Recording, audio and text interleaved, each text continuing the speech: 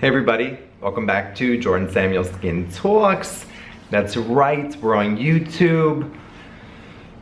I'm on vacation, so I'm not doing my lives on Instagram, which if you're not joining me on my lives on Instagram, where are you? You're probably here, right? You're probably here. Which is why we're doing a Q&A today on here. A Q&A today on here. So on Instagram, I posted, please ask me questions so I can answer them for you. A lot of duplicates, which is great because I feel like that's a total frequently asked questions situation. Some are also ones that I've just received over months and years and constantly get on live. So we'll answer those, have them in one place, have them saved. Hopefully we'll start doing this more regularly, but let's get into it. First question is great. Where to start with sensitive, rosacea prone skin? A few things to unpack here. With every skin type and skin condition and skin concern, I think it really is great to constantly look at building the routine from the ground up. Getting your great basics in place before you start adding in the other either Band-Aid products or specialty products that you might not be on the entire time. I think sometimes we try to throw everything in the kitchen sink at the skin at once. We lose sight of the good basics, the fundamentals, great cleanser, great moisturizer, great SPF. So with any skin, but especially sensitive rosacea prone skin, get your basics dialed in. Great gentle cleansing, great moisturizer, and a great sunscreen that works for you.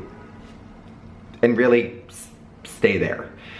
If it is truly rosacea skin, that is a conversation for you to have with your dermatologist. Make sure you're on any medication if necessary. Make sure you are getting to the root of the problem, right? If it's just sort of sensitivity, a little bit of distended capillaries, creating that redness in certain skin tones, purple or nothing in darker skin tones, you are good with just getting those basics dialed in. A lot of sensitive skin can use fragrance in their skin care. However, it is one of the ingredients that I first sort of go to as being a potential culprit in exacerbating sensitivities. So I would recommend looking for a fragrance-free cleanser and moisturizer, something that suits your skin, something that of course is in your budget, and then a great SPF that works for you. Because SPF is gonna be fundamental, I mean for every skin type, but especially a really sensitive rosacea prone skin at not exacerbating those issues. All these questions are great. I'm gonna say, this is a great question for everyone. So, do we have to use acids to have good skin? Absolutely not. There's so many great ingredients out there. There's so many ingredients that become trendy or that give you, an immediate pop or an immediate glow, but there's so many ingredients that so many people, for a variety of different reasons, including like your skin just doesn't get on with it, can't use. And acids is probably number one, if not number two, behind like a vitamin A product, or number three behind a vitamin C product. But a lot of acids can be irritating. Maybe it's something like you haven't found the right acid for your skin. Maybe they're just not for your skin. But also remember, it doesn't have to be a leave-on acid. I personally do not use leave-on acids. I use a cleanser, sometimes our Armani gel cleanser that has a touch of salicylic acid. And then, look at this is a little like preview here, the Menzellic exfoliating mask.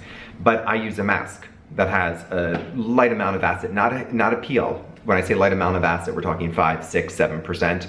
Really light and gentle. You leave it on 10 to 20 minutes. It does the goodness. It removes any of that surface layer, but without having potential irritation and creating more problems than not in certain skin types and conditions. Many people can use them and leave them on, and that is great. Not everybody can. We also need to stop acting like everybody can use everything. The reason why there's a lot of successful brands is because not everybody can use everything, from a preservative that somebody might be sensitive to a fragrance, to an ingredient, to a percentage of an acid, to the pH the product's in. I mean, the list goes on and on. It is all about the formula and how it works for your skin. But you can have amazing skin with a super healthy barrier using ceramides, using peptides, using antioxidants. There's a whole variety of antioxidants out there. Their skin naturally exfoliates itself through a process called desquamation. Of course, that slows down as we age. But there's ways to get exfoliation if it is not working for you with acids. You could use a washcloth, you could use a really gentle physical scrub, or you could, like I said, have it in your cleanser, or you could have it in a mask. It does not have to be a specific acid toner or a leave-on acid serum or anything like that. Factors to consider if oil or moisturizer first or mixed together. This question has come up a lot. This really is one of the $1 million skincare questions anymore. Here's the truth. It doesn't matter all that much. At the end of the day, I would say don't overthink it. If you put your oil on, slightly damp skin, then you put your moisturizer on top, some people are gonna say like, oh, you absolutely shouldn't do it. It's not going to completely block things from getting in. Separately, if you put your moisturizer on first and then your oil on top, which is usually what I would recommend, but that's my personal opinion and preference. That is not, you know, the word. But that is something that would be totally fine. Mixing them together, same thing. Really, the layering versus the mixing is really more, especially with an oil and a moisturizer, is really coming down to more preference. Do you want to give your moisturizer a little bit of an umph and you put a few drops of oil in and it's a one step and you put it on damp skin? Great. Or do you like layering? Some people like layering, some people like feeling those layers, putting, you know, the first layer on, whether that's cream or oil, and then going on with the second layer. In terms of those factors to consider for, like I said, the other thing is just preference, but whether you're putting your oil or your moisturizer on first, sometimes it comes down to, is your oil, you know, just squalling? And is your moisturizer something like the Moisture Recovery Cream that is super rich and loaded with shea butter and other semi-occlusives? Then you might go squalling first, then Moisture Recovery.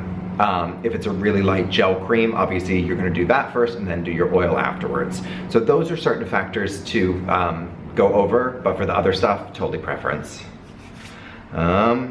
Is the 1 minute cleansing rule total BS?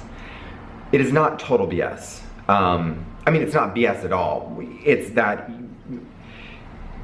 BS in the sense that you don't have to do that. Lab Muffin Science, Michelle, did a great post under video, and I'm now, of course, I don't know with all social media, if it was Instagram, if it was Twitter, if it was TikTok. I wanna say it was TikTok, but she broke down like what the cleanser needs to be on the skin to do. I think probably where the trend of cleansing your skin for a little bit longer came from, usually comes from facialists who, when we see people and we see under the mag lamp that their skin isn't really cleansed well, and then we ask them and they don't really spend their time cleansing the skin. For me, I go way over a minute, but I go way over a minute because I like cleansing and I use that for massage. If you don't have that time, it's not necessary, but you're probably gonna need to do a little bit more than like a 5 to 10 second quick wham bam. You wanna make sure your cleanser is cleansing your skin, is breaking down your SPF and makeup and your sebum and your dirt and oil and grime, and then you're rinsing it off and removing it, whether it's just the rinsing or removing with a warm wet washcloth. So no, it's not total BS, you just don't necessarily need to do that, but you probably need to do more than a 5-10 second wham bam thank you ma'am and rinse it off. Like I said, for me, that's a really skincare indulgent time. I do have that time, I do take that time for myself. I really like massaging, helping to stimulate muscle tone, etc., etc. You get the picture. Okay. This is a very specific one, but sort of back to something I said earlier, but is doing a glycolic acid and a vitamin A in the PM and a vitamin C in the AM in separate products too much to do at once?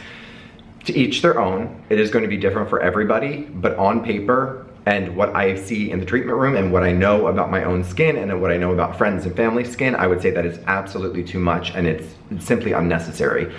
Something I would say would be okay is maybe at night you're alternating your glycolic and your vitamin A, and hopefully having some nights off as well, and then you do your vitamin C in the day.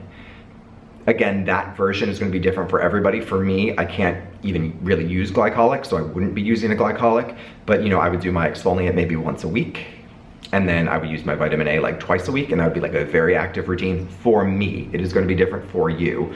But, you know, I get these questions, and it's sort of like, well, how are you doing? And they'll say, you know, my skin's actually feeling really hot, it's sort of imbalanced, it's oily, it's dry, there's surface dryness. That is a clear sign that the skin is not balanced, and you need to go back to the drawing board with the products you're using, the amount you're using, or the amount of nights or times you're using it. So a glycolic and a retinol together absolutely does not need to be, like, could it be used together? Sure. It does not need to be. It rarely should be used together, I would say, with what I see. You can alternate those, so like glycolic, maybe an off night retinol, off night glycolic, and then doing your vitamin C in the morning. But again, it is going to be different, so check in with your skin. Let's see. Okay, a few more questions. Is it okay to apply oil before SPF? So this is another one that I don't believe there's been much testing on it. If you're applying a straight up oil, so I'm not talking oil that's in your moisturizer, or even if you're putting a few drops into your moisturizer, but a layer of oil over top before you're putting on your SPF. That oil, more than not, is going to start eating at that SPF. Of course, we want the SPF on the skin for some protection, so I would not recommend that. And then they wanted to know recommendations for mineral SPF. There's many out there. It depends, of course, on your skin tone, or even facial hair. That is one of the biggest, hardest, trickiest things to deal with for darker skin tones, is a true mineral SPF. So this is, like I said, going to depend on your skin tone, if there's any facial hair. Josh Rosebrook's SPF is beautiful. It is expensive, but it is beautiful. I use the tinted one from him. It gives a little bit of color. It blends into my beard beautifully. Rejuve actually has a nice one. It can feel a little thick when applying. It doesn't have this like really lovely spreadable, elegant feel, but I feel like and it's tinted as well, and you get a really lovely protection and feeling on the skin afterwards. Because mineral is so touch and go, those are the two that I've tried that I've been able to use, so those are the two that I would recommend. And then I think that might be it. There were other questions that are, oh no, wait, excuse me, there's one more question I'm gonna do. There's other questions that sort of require their own video. One is maybe a new demo on facial massage, which I wanna do separate videos, whether it's here on YouTube or on TikTok or on Instagram, so I will get to that. And then yes, procedures for active acne and scarring. Please, and who to look for. So who to look for, it can be obviously very tricky for your area. With this though, I think you're probably going to want to go to somebody, you know, of course, if you were in the LA area and you wanted to go to a specific esthetician and you weren't looking for, this is another thing I should have prefaced with, is some people don't want to do lasers. And some people, you know, they would rather go another route. So then you might look for somebody like Nara DeJoy, who has experience with dealing with this, and she's gonna get the breakouts under control through deep cleansing and putting you on a great, consistent at-home regimen, and then start treating the scarring. You always sort of wanna get a control of the breakout and then go in and deal with the scarring, just because of the treatments that are gonna be done. Nerida would be somebody like I would recommend. However, if you wanted to go into the laser route, there's many different things, from even, I know that filler has been used recently to help with scarring. I have no, obviously, experience with that personally, or well, professionally. I'm not licensed to do that, so no. But that is something. Laser is definitely something. Always the issue with laser is sometimes it can have a bounce back effect. But consistency of routine is going to be important, making sure you're keeping the breakouts at bay in the first place, getting to the root of that problem, and then dealing with the lightening and the brightening of the scarring, which is going to help the appearance of the scar, and then go somewhere, you know, maybe it's a peel, maybe it's a prescription like Tret, maybe it is a combination of that, maybe it is laser, maybe it's all of that. So it depends on where your comfort level is. Do you want to go esthetician peel route and sort of stay away from fillers, lasers, etc.? Or do you want to just tackle it and get rid of it? Because then that would sort of require who you're going to. So on the one end, you'd be going to an esthetician, look for somebody with experience, especially with these treatments. On the other end, go to a derm. You might be working with an esthetician in the derm's office, but in tandem with the dermatologist as well, and putting you on a specific program that might involve, like I said, lasers, fillers, peels, prescription, as well as getting breakouts under control. Let me check. I believe, yes, that is it for this first batch of questions. Thank you so much for watching. Our lives will be back on Instagram. Hopefully I will be doing some of them in Italy, TBD. If not, I will see you in June. But as always, you are the best. Thank you for your questions and thank you for watching. And until next time, bye.